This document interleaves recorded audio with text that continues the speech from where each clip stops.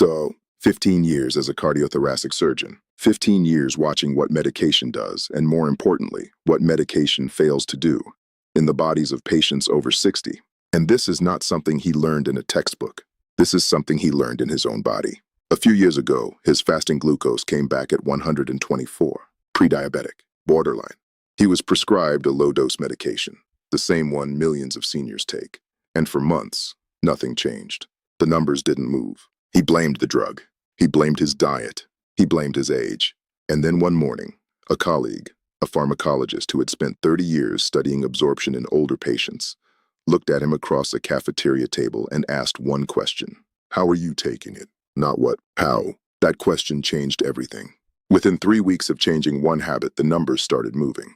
Within 2 months, they were normal. Same pill, same dose, different method. And that is when it became clear that millions of seniors are quietly losing the full benefit of medications they paid for, swallowed faithfully, and trusted to work. Not because the drugs are bad, because the body after 60 no longer absorbs the way it used to. And nobody is sitting down with you to explain that. Now, why this matters. Why this is not a small thing. So here is what's coming. 7 mistakes that quietly cut the power of your medication in half, ranked from least damaging to most damaging. 7 small habits that the body, after 60, simply cannot forgive the way it used to. And mistake number 1, the final one, the most powerful, is something that more than 90% of seniors do every single morning, believing it is the healthy choice, the responsible choice, the doctor-approved choice. It is the one that triples the strength of your medication when you fix it and quietly drains it when you don't. Stay all the way to the end for that one, because once it's heard, it cannot be unheard. Before going further, a small ask. If you are over 60 and you take any daily medication, drop a number in the comments. 1 pill a day, 2, 3, or more. Just the number. That's all. It helps more than you know, and it tells me who is in the room. Mistake number 7. Swallowing your pill while lying down, or while leaning back in a chair. This sounds like nothing. This sounds like a detail that couldn't possibly matter. But the geometry of an aging esophagus changes everything. After 60, the muscles that push food and pills down the esophagus, the peristaltic muscles, weaken. Saliva production decreases. The esophagus itself becomes slightly less elastic. So when a pill is swallowed in a reclined position, it doesn't drop cleanly into the stomach. It can stick. It can lodge against the wall of the esophagus and sit there, sometimes for 30 minutes, sometimes longer. Think of the esophagus as a slide at a children's playground. When the slide is steep and upright, anything placed at the top arrives at the bottom in seconds. Tilt that slide nearly flat, and a small object can stop halfway down and just sit there. That is exactly what happens with a pill swallowed while reclined. And when a pill sits against the esophageal lining, 2 things happen. First, it begins to dissolve in the wrong place, releasing its active ingredient against delicate tissue instead of inside the stomach where it belongs. Second, that dissolving can cause irritation, ulceration, and over time, scarring. A study published in a journal of geriatric pharmacology found that pills taken in a reclined position were up to 44% less effective in reaching peak bloodstream concentration within the first hour. 44%. Consider Walter, 68, a retired baseball coach from Tucson. Walter had been on a heartburn medication for 3 years with almost no improvement. His doctor kept raising the dose. He was tired of it. His daughter watched him one morning, taking his pill in bed before sitting up for breakfast. And she mentioned it. He didn't believe her. He tried it her way for 2 weeks. He sat fully upright. He stayed upright for 30 minutes. The heartburn that had not responded to 3 years of medication began to fade in 14 days. Same pill, same dose, different posture. Here is how to do it. Sit fully upright, both feet on the floor. Take the pill, then stay upright, sitting or standing for at least 30 minutes before lying back down. Never take a tablet in bed. Never lean back in a recliner immediately after. Gravity is doing half the work of your medication if you let it. That fixes the path. But the next mistake is about what you put down that path with the pill. And it might be the most surprising one yet. Mistake number 6. Washing the pill down with too little water or the wrong liquid entirely. Most seniors take their morning medication with a small sip. A swallow. Maybe 2. Just enough to get it down. That is not enough. After 60, the body produces less saliva and less stomach fluid. So a pill that lands in a dry stomach takes longer to dissolve, sometimes much longer. The body needs liquid to break the tablet apart, release the active compound, and carry it into the small intestine where most absorption happens. Without enough water, the pill behaves like a sugar cube dropped into a half-empty glass. It sits. It dissolves slowly. Some of it never fully dissolves at all and is passed out of the body untouched. Think of the stomach as a washing machine. With enough water, the cycle runs cleanly. Without enough water, the load just tumbles dry against the drum, doing almost nothing. A clinical observation in older adults showed that taking oral medications with less than 150 milliliters of water reduced absorption efficiency by as much as 38% compared to a full glass. And the liquid matters too. Grapefruit juice blocks the very enzymes that activate certain blood pressure and cholesterol medications. Milk binds to thyroid medication and antibiotics, dragging them out of the body before they ever enter the bloodstream. Coffee accelerates the breakdown of certain pills before they have time to work. Even tea, which feels gentle, contains tannins that can bind to iron supplements and reduce their absorption by more than 50%. Consider Dorothy, 71, a retired school teacher from Knoxville. Dorothy took her thyroid pill every morning with her cup of breakfast tea. For years, she wondered why her energy never returned, why her hair kept thinning, why her thyroid numbers refused to stabilize. Her granddaughter, a nursing student, asked her one weekend what she drank with her pill. Dorothy said tea. The granddaughter explained. Dorothy switched. Plain water, a full glass. Within 6 weeks, her energy returned. Her doctor was surprised. The pill had been working at perhaps a third of its potential for nearly a decade. Here is how to do it. A full glass of plain room temperature water. 8 ounces, about 240 milliliters. Not cold water, which slows the stomach. Not hot water, which can damage the coating of certain tablets. Room temperature, and nothing else. No juice, no tea, no coffee, no milk. Water, with every pill, every time. That handles the liquid. But the next mistake is about timing, and timing is where most seniors lose the most ground without realizing it. Mistake number 5, taking all your pills together at the same moment. This is the convenience trap. Most seniors line up their morning medications, 3, 4, 5 tablets, and swallow them in one batch. Quick, efficient, easy to remember, and often deeply counterproductive. Different medications need different conditions to absorb. Some need an empty stomach. Some need food. Some need to be far apart from each other because they compete for the same absorption pathways in the small intestine. Calcium and iron, for example, fight each other for the same transporter in the gut wall. Take them together and each one cuts the other's absorption nearly in half. Thyroid medication needs an empty stomach and at least 30 to 60 minutes before any other pill or food. Certain blood pressure medications absorb better with a small amount of food. Statins for cholesterol often work best in the evening because the liver makes most of its cholesterol overnight. Picture the small intestine as a single-lane road with a few narrow toll booths. Send one car through at a time and each one passes cleanly. Send 4 cars through at once and they jam at the gate. Some get through. Some get turned around. Some never make it. A review in a clinical pharmacology journal estimated that improperly spaced medication routines reduce overall therapeutic effect by an average of 26% in adults over 65. Consider Raymond, 74, a retired engineer from Phoenix. Raymond took 6 pills every morning at 7 a.m., with breakfast, all at once. He had been doing it that way for 9 years. His blood pressure remained stubborn. His cholesterol crept up. He blamed his age. A pharmacist at a community health screening sat with him for 20 minutes and rewrote his schedule on a yellow legal pad. Thyroid at 6 a.m., on an empty stomach. Blood pressure at 8 a.m., with a small breakfast. Cholesterol at 9 p.m., calcium and iron separated by 4 hours. Within 90 days, every number on his chart had improved. The drugs hadn't changed. The order had. Here is how to do it. Sit down with the pharmacist, not the doctor, the pharmacist, and ask one question. Which of these pills should be taken apart from the others and when? Write the schedule down. Tape it to the refrigerator. Use a timer if needed. Spacing is free. Spacing is powerful. Spacing is the difference between a pill that works and a pill that mostly doesn't. That is timing. But the next mistake is about temperature, and almost no one talks about it. Mistake number 4, storing your medication in the bathroom or the kitchen. The 2 rooms in the house where almost every senior keeps their pills, and the 2 worst rooms in the house for the chemistry of those pills. The bathroom is humid. Every shower fills it with warm moisture that seeps into pill bottles, even bottles with child-proof caps. Humidity degrades the active ingredients in tablets and capsules. Some medications lose up to 30% of their potency within 6 months of bathroom storage. The kitchen is worse in a different way. Heat from the stove, from the oven, from the dishwasher, from sunlight through the window above the sink. All of it raises the average temperature in a kitchen cabinet far above what most medications were designed to tolerate.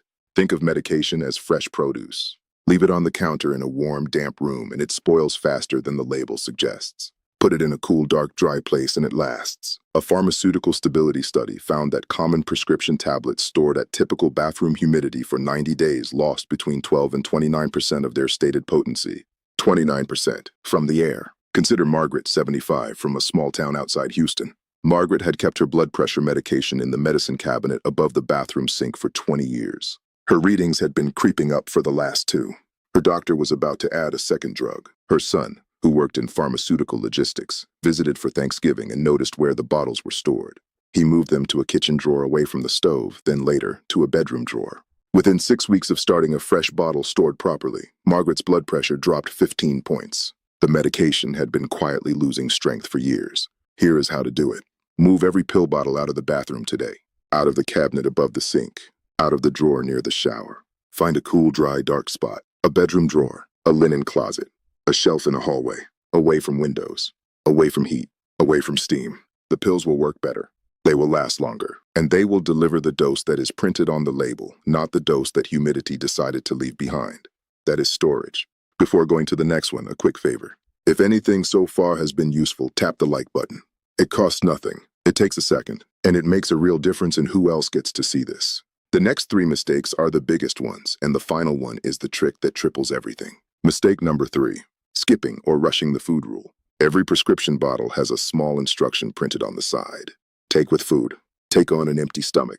Take 1 hour before meals. These are not suggestions. These are not polite recommendations. These are absorption instructions written by the people who tested the drug in human bodies and watched what worked. After 60, ignoring these instructions costs more than it ever did at 40. A digestive system that produces less acid and moves more slowly is far more sensitive to whether food is present when a pill arrives. Some medications need food, specifically a small amount of fat, to dissolve properly. Fat-soluble drugs cling to fat molecules and ride them into the bloodstream. Without that fat, they simply pass through. Other medications need a completely empty stomach because food, especially protein and calcium, blocks their absorption almost entirely. Think of these pills as guests at a dinner party. Some need company to feel welcome. Some need an empty room to do their work. Send the wrong guest into the wrong room and nothing useful happens. A geriatric absorption study reported that ignoring the food instruction on common medications reduced bioavailability by between 20 and 53%, depending on the drug.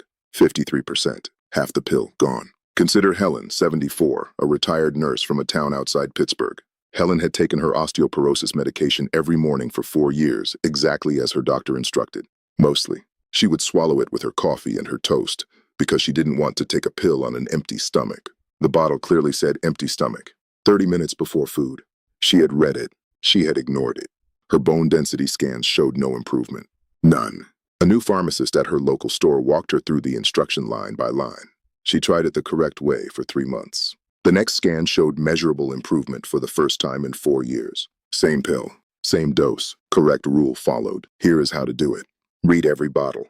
Every single one. If it says with food, eat something small first. Ideally with a teaspoon of healthy fat, half an avocado, a few almonds, a spoonful of olive oil on toast. If it says empty stomach, wait at least 1 hour after the pill before eating anything. Set a timer. Treat the food rule the way you would treat a red traffic light. Not optional, not flexible. The rule on the bottle is the rule that makes the pill work. That is the food rule. The next mistake is one of the quietest and one of the most expensive in terms of lost benefit. Mistake number 2. Crushing, splitting, or opening pills that were never designed to be broken. This is something almost every senior has done.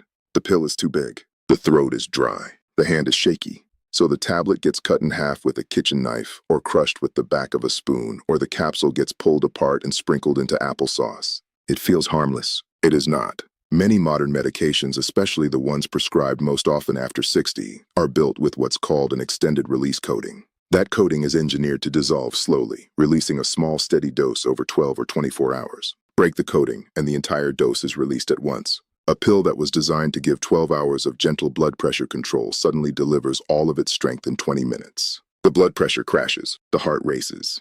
The patient feels dizzy and weak, and by the next morning, there is nothing left in the system at all. The opposite of what the prescription was supposed to do.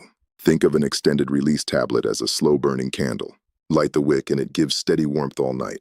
Break the candle in half and try to burn both ends at once, and it flares brightly for a few minutes and burns out.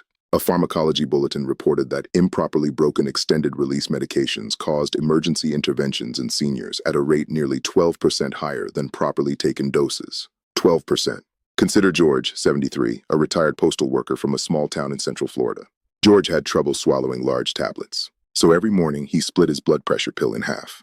His readings swung wildly. High in the morning, low in the afternoon, high again at night. His doctor kept adjusting. Nothing worked. A home visit nurse watched him take his pill one morning, saw the cutting board on the counter, and asked. She called the pharmacy. The pharmacy switched him to a smaller, immediate-release version taken twice a day. The swing stopped within a week. Here is how to do it. Never crush, split, or open a pill without checking with the pharmacist first. If a tablet is too big to swallow, do not solve that problem with a knife. Call the pharmacy. Ask if there is a smaller version. Ask if there is a liquid form. Ask if there is a different formulation that can be taken in pieces. There almost always is. The wrong cut can turn a helpful medication into a dangerous one in a single morning. That is the splitting mistake. And now, finally, mistake number one, the one promised at the very beginning. The trick that, when applied correctly, can make the medication already in the cabinet up to 3 times more effective overnight. The one fewer than 5% of seniors are doing. And it has nothing to do with the pill itself. Mistake number one, taking your medication at the wrong time of day for your body's own internal clock. The body, even an aging body, runs on a 24-hour rhythm called the circadian cycle. Hormones rise and fall on a schedule. Blood pressure naturally peaks in the early morning just before waking. Cholesterol is manufactured by the liver mostly between midnight and 4 a.m. Inflammation rises in the early hours. Blood sugar handling is sharper in the morning and weaker at night. Stomach acid output follows its own clock. And here is the part almost no one is told. The exact same medication taken at the right point in this rhythm can be up to 3 times more effective than the same medication taken at the wrong point. This field has a name. It's called chronotherapy. It has been studied for decades. It is almost never discussed in a standard 15-minute appointment. The 2 most powerful examples are the 2 most common prescriptions in any senior medicine cabinet. Blood pressure medication, taken at bedtime instead of the morning, has been shown in a major Spanish trial of more than 19,000 patients to cut the risk of heart attack, stroke, and cardiovascular death by nearly 45% compared to the same dose taken in the morning. 45%. Same pill. Same person. Different hour. Cholesterol-lowering statins, taken in the evening rather than the morning, are absorbed by a liver that is actively making cholesterol overnight, which is exactly the process the medication is designed to block. Evening statins can be up to 2 to 3 times more effective at lowering LDL than morning statins, depending on the specific drug. Picture the body as a city.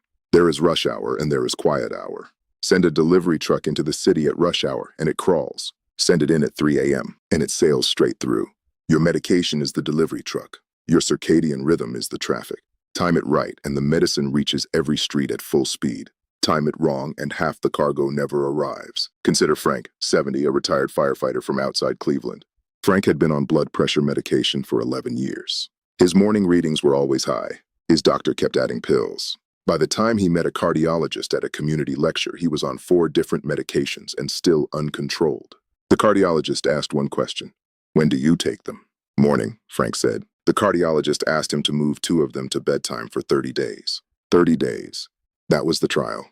Within 3 weeks, Frank's morning readings dropped into the normal range for the first time since his 60s began. Within 90 days, his doctor was able to remove 1 of the 4 medications entirely. He cried in the parking lot after that appointment. 11 years, 1 change. Here is how to do it. Make a list of every medication taken. Bring that list to the pharmacist. Ask 1 question. For each of these, is morning or evening the optimal time based on what the drug is doing? Write the answer down. Talk to the prescribing doctor before changing anything, especially blood pressure or diabetes medication, because the transition has to be done carefully. But have the conversation. Most doctors will agree. Most have simply never been asked. And once the schedule is corrected, the same pill in the same bottle on the same shelf can quietly start doing 2 or 3 times the work it has been doing for years. And here is the part that has to be said, gently but clearly. None of this is in the standard 15-minute appointment. Not because doctors are bad. Most doctors are extraordinary. But the system they work inside is built for speed, not for sitting beside an older patient and walking through how, when, and with what to take each pill. The pharmaceutical industry has very little incentive to teach the trick that makes existing prescriptions work 3 times better, because a pill that works 3 times better is a pill that may be needed in smaller doses, or eventually not needed at all. So this kind of information sits in academic journals and pharmacology textbooks, and almost never reaches the kitchen counter where it would actually change a life. That is not anyone's fault personally. It is a quiet feature of how modern medicine moves. Knowing this, and acting on it, is how a person over 60 quietly takes back control of their own health, one swallow at a time. So here is the recap. 7 mistakes. Take pills sitting fully upright, never reclined. Use a full glass of plain room temperature water, nothing else. Space the pills apart instead of swallowing them all at once. Store them somewhere cool, dry, and dark, never in the bathroom or near the stove. Follow the food rule on the bottle exactly. Never crush or split a pill without asking the pharmacist first. And finally, talk to the pharmacist and the prescribing doctor about timing each pill to the body's own internal clock, especially blood pressure medication at night and statins in the evening. Nothing here costs $1. Nothing here requires a new prescription. Nothing here is complicated. It is simply the missing instruction manual that should have been handed over the moment the first long-term prescription was written. And one last thing, nothing about any of this means a person is broken. Nothing about any of this means the body is failing. An aging body is not a defective body.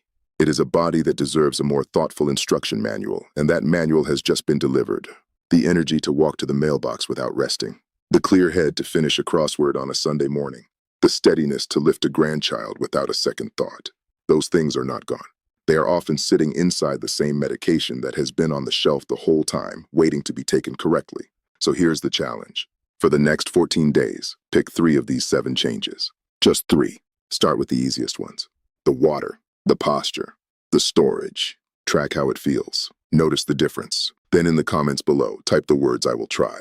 Just those 3 words. It marks the start. And after 14 days, come back and share what changed. Someone else over 60 is reading those comments right now, looking for one reason to begin. Be that reason. Share this with someone loved over 60. A spouse, a parent, a friend from church, a neighbor who has been struggling with their prescriptions for years and doesn't know why. One conversation can change the next 10 years of their life. Take care of your body. It's the only home you have.